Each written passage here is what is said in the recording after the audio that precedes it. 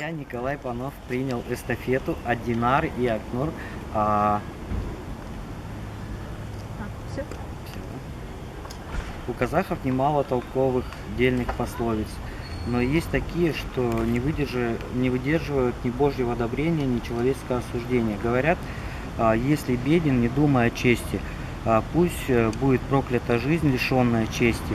Если понять эту пословицу как призыв к самому мучительному и честному труду, то человек не теряет чести.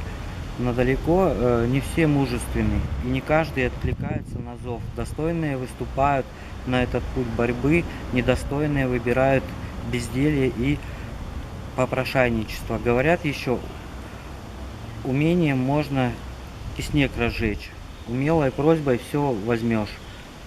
Эти пословицы заслуживают Божьей кары. Чем тратить жизнь на унизительные поиски слов, способных разжалобить крягу или ломать голову над тем, как снег разжечь? Лучше попросить милости у земли и полагаться на плоды своего труда, добытые в поте лица. Бытует пословица: если ты безвестен, то подожги поле. Но какой прок от славы, добытой злодеянием? Если и такая пословица, чем 100 дней склоняться выхолощенным верблюдом, лучше один день безумствовать бурой.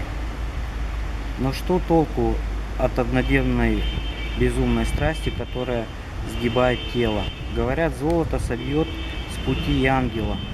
Приношу для этих людей в жертву ради святого имени ангела. Зная, что ангелу золото ни к чему, они хотят ссылкой на него оправдать свою ненужную алчность. Я передаю эстафету Эльмире.